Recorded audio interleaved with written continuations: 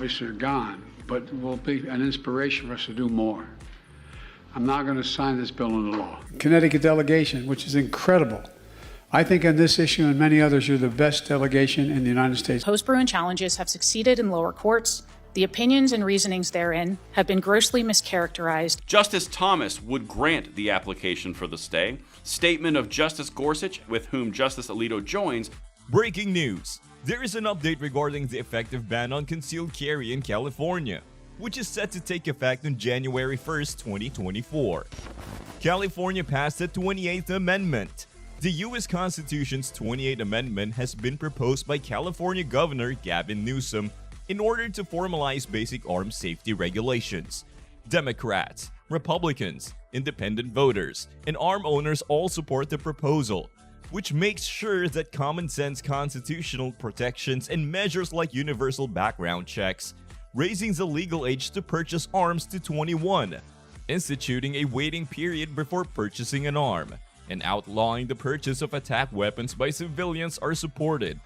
Democrats, Republicans, independents, and arm owners will all firmly support the 28th Amendment's practical arms safety requirements. The 28th Amendment will permanently inscribe 4 widely accepted arms safety principles into the U.S. Constitution, increasing the federal minimum age to purchase an arm from 18 to 21, mandating universal background checks to prevent extremely dangerous people from obtaining a weapon that could be used in crime, imposing a reasonable waiting period for all arm purchases, and forbidding the purchase of attack weapons by civilians.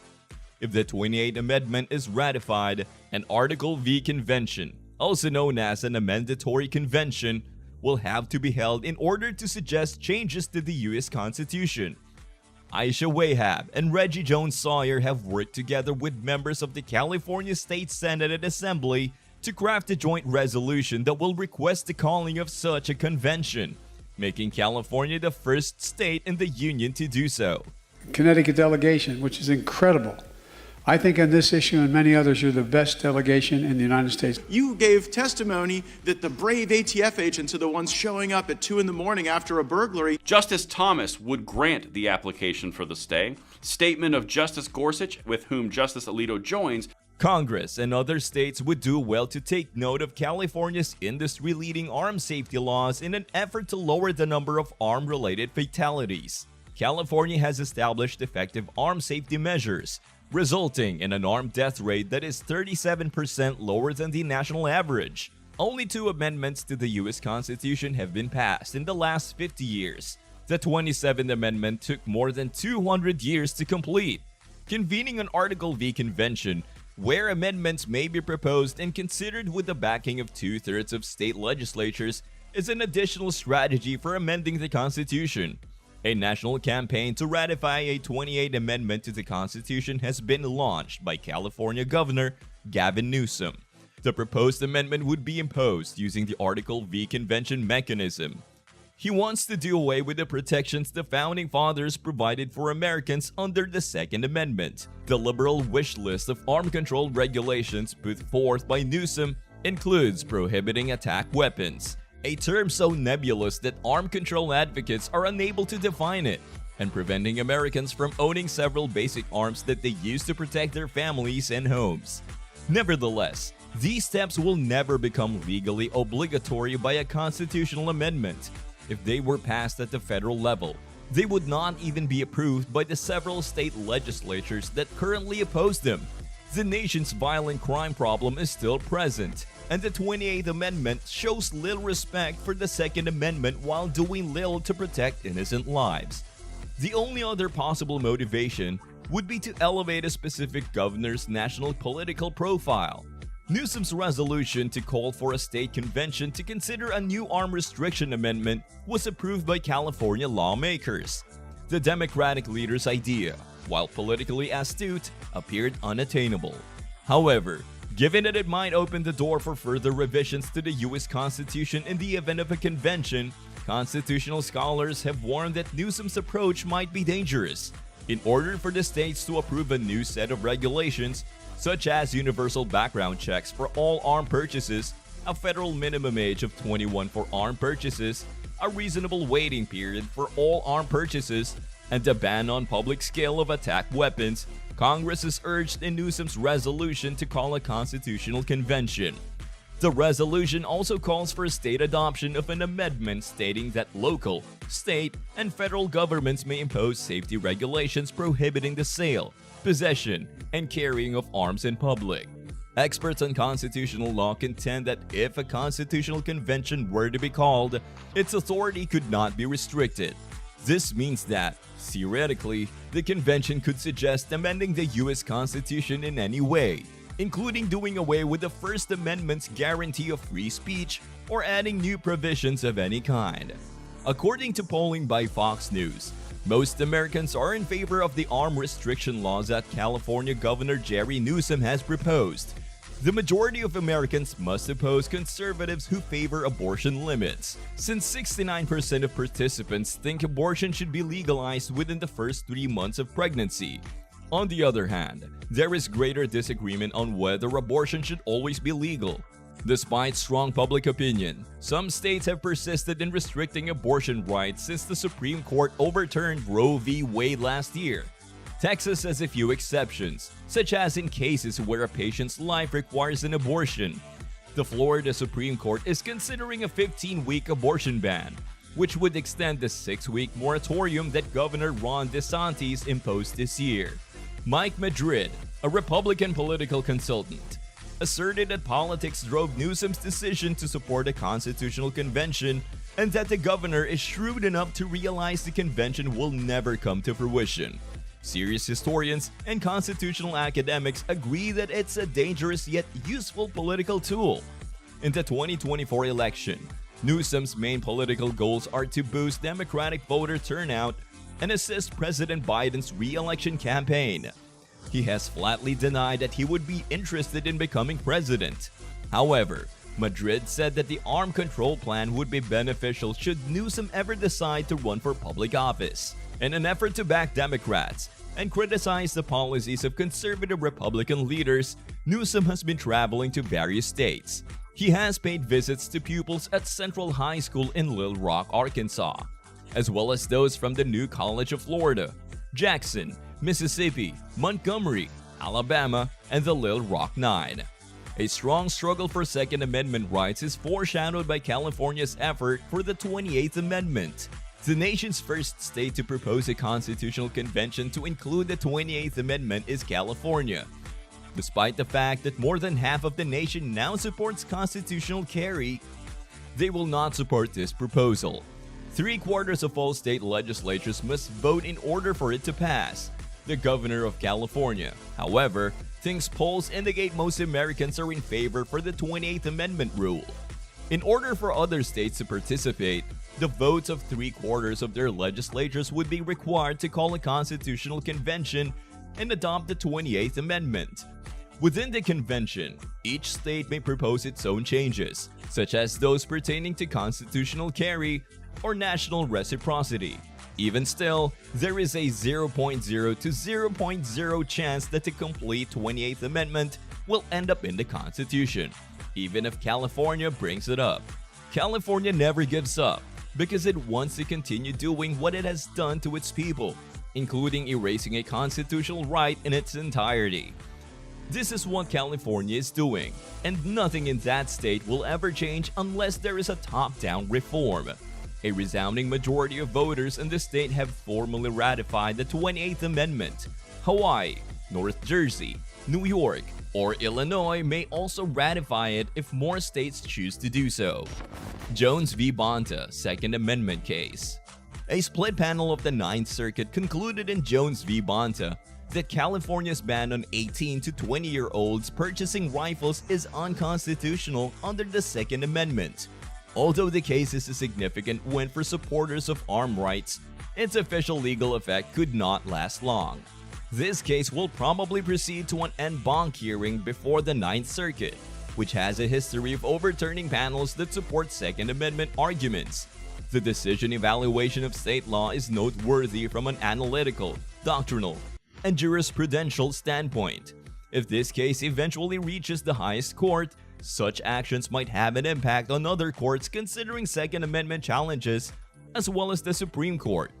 Under this case, two statutes are under question.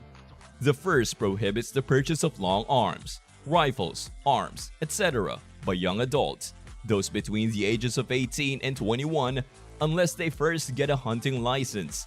Active and retired military personnel, as well as certain law enforcement, are excluded from this rule.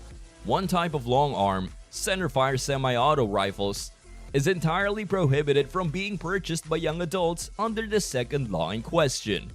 While it exempts members of the armed forces and law enforcement, it makes no exception for holders of hunting licenses.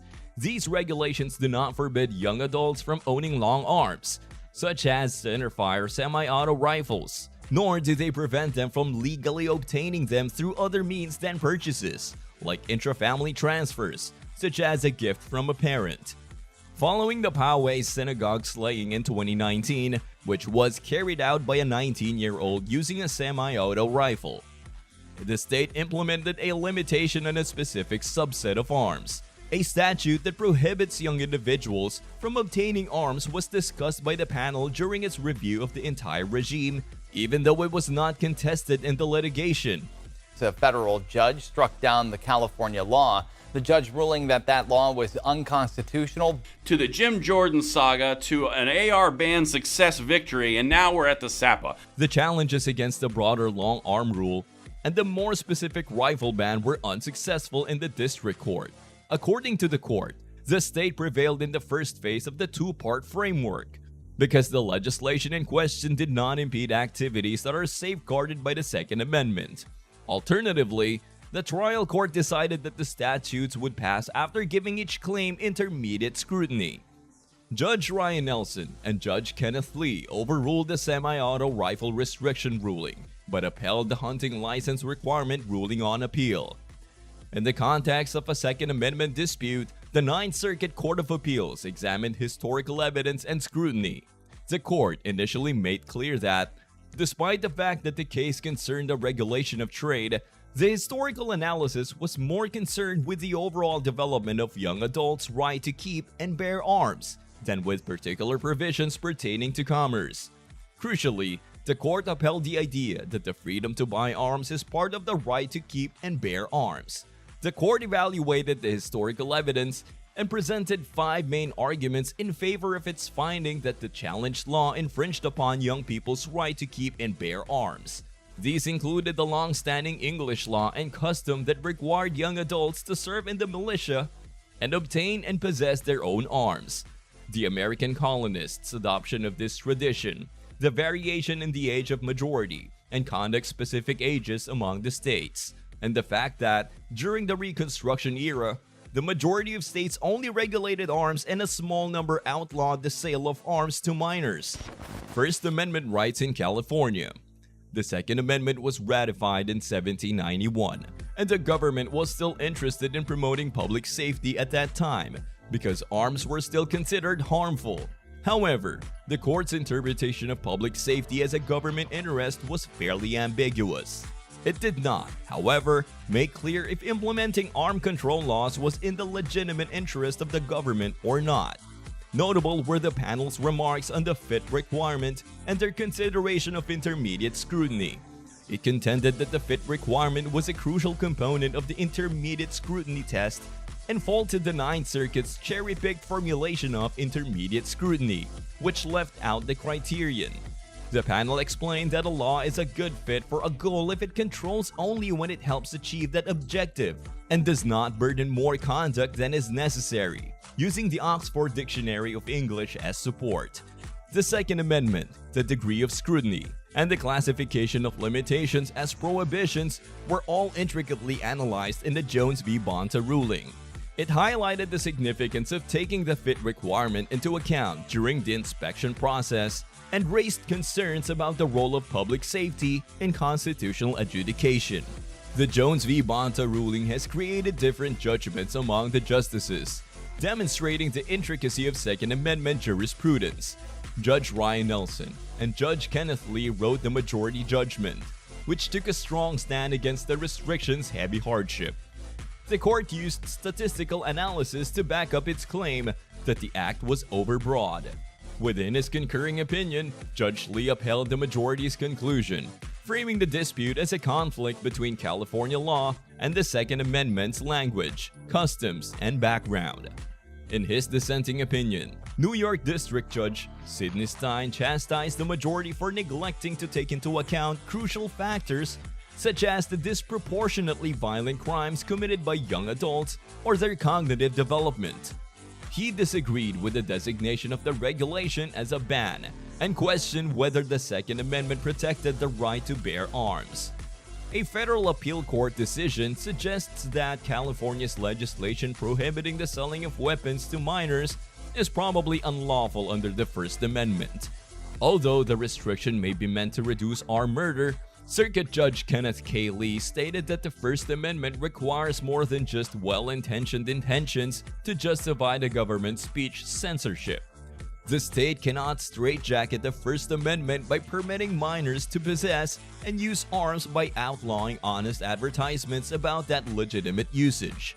Instead, the state permits minors to use arms under adult supervision for hunting and other purposes. The verdict overturned the lower court ruling that ruled against a number of armed rights organizations and turned down their request for a temporary stay of the law's enforcement while they pursue legal action. Now, the matter has been sent to the lower court for more procedures. It is a significant win for armed clubs that interact with children, as they had contended that the Assembly Bill 2571 ban, which went into effect in 2022, made it impossible for them to draw in new members and instruct young people on how to handle arms responsibly. The decision is the most recent in a string of federal court rulings that, especially in progressive states like California, have started to roll back arm restrictions across the nation in recent months. The First Amendment was the deciding factor in many of those rulings, even though the U.S. Supreme Court's recent reinterpretation of the Second Amendment's right to bear arms was crucial to the decision-making process. The California Rifle and Pistol Association's president and general counsel, Chuck Mitchell, applauded the decision and placed the blame for the ban on Democratic Governor Gavin Newsom. Connecticut delegation, which is incredible. I think on this issue and many others, you're the best delegation in the United States. The Supreme Court on Friday declined to block a judge's ruling that a novel Missouri statute In order for the lower court to act on the appeal court's ruling and issue a new order on their requested injunction, he recommended armed groups to carry on with business as usual until the ban is reinstated. The Ninth Circuit Court of Appeals ruling to uphold California's legislation prohibiting product placement, advertising, and the promotion of the Second Amendment to minors drew criticism from Assembly member Rebecca Bauer-Cahan, de Orinda. The court's goal in suppressing knowledge and understanding of this right was to rob a generation of it. The goal was very clear. If younger people were raised without exposure to these rights, they would grow up to be a generation less aware of their rights under the Second Amendment, which may potentially result in a decline in support for those rights. The Ninth Circuit Court of Appeals raised grave concerns about the state of California's activities, seeing through the state's objectives. They stressed that regulations such as AB 2751, which aim to exclude a particular point of view from public discussion, had to be closely examined. A Ninth Circuit judge emphasized that California's assertion that speech limitation would dramatically lower the use of illegal arms and armed crime among children is based on speculation rather than facts or evidence. The state had failed to fulfill its obligation, the court found.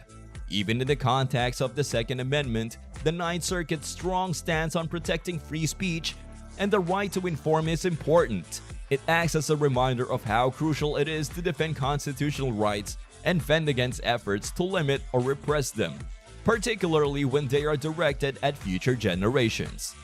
Junior Sports Mag filed a request for an injunction to stop the California implementation of the new law. The lower court's decision was significantly overturned by the Ninth Circuit Court of Appeals, demonstrating that the lower court's judge had erred, and badly. The district court's ruling was overruled, and the matter was sent back to it with particular instructions. The district court was directed to grant the injunction by the Ninth Circuit Court of Appeals, which determined that Junior Sports Mag had a strong chance of winning the lawsuit on its merits. This case serves as a warning about the lengths some states will go in order to sway public opinion and impede awareness of constitutional rights. As demonstrated by California's actions, this ruling establishes a precedent that might discourage other nations from taking comparable actions in the future, highlighting how crucial it is to defend free expression and maintain an informed and open public dialogue. Unintended consequences of SB 2. After a few months, we will refer to it as an effective ban because of the sheer number of sensitive locations that are included in SB 2, which is now in force and makes it nearly impossible to carry almost anywhere. Public spaces, private establishments, etc. Meaning just about everything is off limits. One thing that people aren't talking about that much is that some language was removed from SB 2, which is going to make it almost impossible for people to follow the law even if they wanted to. The ruling will not take effect immediately. Attorney General Rob Bonta says he'll appeal the decision. They may have just destroyed sanctuary cities forever utilizing the Second Amendment. Check this out. So, there used to be a provision in there that said if you wanted to enter an establishment, there had to be a sign that told people whether or not they were prohibited or allowed. Well, they don't require that signage anymore. That was removed from the bill. So now, if you enter a business or a private establishment with no sign, but their policy says that people with CCWs are not allowed inside, or you're not allowed to carry inside, you could essentially be breaking the law 20 times a day and not even knowing it. There are some pretty significant changes happening here, and we're going to talk about that right now. The impact of SB 2 on concealed carry in California. California initially replaced this with a good moral character requirement, but through amendments to the bill, they even got rid of the good moral character part while maintaining extensive background checks, including a deep dive into your social media and other aspects of your life. The process has become more expensive, time-consuming, and demanding. Moreover, SB 2 designates numerous sensitive places where carrying is prohibited. This means that even if you manage to get a permit, you can hardly use it anywhere. There's no sign requirement for businesses or buildings to indicate whether carrying is allowed, so you could unknowingly violate the law by carrying in a place where the policy secretly prohibits it. There's a lot happening with this bill, and it's incredibly complex and restrictive. To make matters worse, obtaining a permit in California can cost nearly $1,000, making it financially burdensome. Thankfully, the CRPA, California Rifle and Pistol Association, filed a lawsuit almost immediately. They did so even before Governor Newsom signed the bill into law. If you're not already a member of the CRPA, it's advisable to consider joining because they are actively working to challenge these regulations in California. Another group, the FPC, Firearms Policy Coalition, might also be involved in a lawsuit. This particular lawsuit seeks an injunction, and there's a scheduled court date with a known judge handling the case. The legal battle over SB 2 is ongoing, and its outcome will have significant implications for concealed carry in California. Legal battle over SB 2. Judge Carney will preside over this case, which is very exciting for us because it involves the same judge who granted us the injunction in Bolin v. Bone. The case challenged California's roster and placed an injunction on several aspects of that roster. Judge Carney seems like a reasonable, thoughtful person who cares about people's Second Amendment rights in this state. This is reassuring, as it means the case won't go before an activist judge who might rule against us, regardless of the strength of our arguments. Additionally, there will be a hearing for a potential injunction on December 4th, which, we believe, is scheduled for 1:30 p.m. It's worth noting that December 4th is less than a month away from the effective date of SB 2. California cannot ban gun owners from having high-capacity gun magazines. That limits state and local cooperation with the federal government in enforcing gun laws is unconstitutional. A federal judge struck down the California law, the judge ruling that that law was unconstitutional. However, based on the way Judge Carney has handled cases similar to this one in the past, there's a chance he could grant an injunction against SB 2 before January 1st. In fact, some experts in this case and some CRPA representatives believe he may grant some form of injunction relief before the official effective date. This CRPA case isn't necessarily seeking to overturn SB 2, although the organization would prefer it. Instead, the focus is on the egregious use of sensitive places. Essentially, California designates the entire state as a sensitive place once SB 2 takes effect. CRPA believes they have a good chance of getting an injunction against the specific aspect of SB 2, given its widespread impact. After they obtain an injunction or overturn that part of SB 2, people would be able to carry in many places, except for those specifically prohibited for decades. After achieving this, they could file lawsuits against other aspects of SB 2 and attempt to have the entire law overturned. Right now, the primary focus is on challenging this sensitive places provision. Even though it may still be difficult to obtain a permit and require time and money, if they succeed in this effort, you would at least be able to carry. This is a significant step.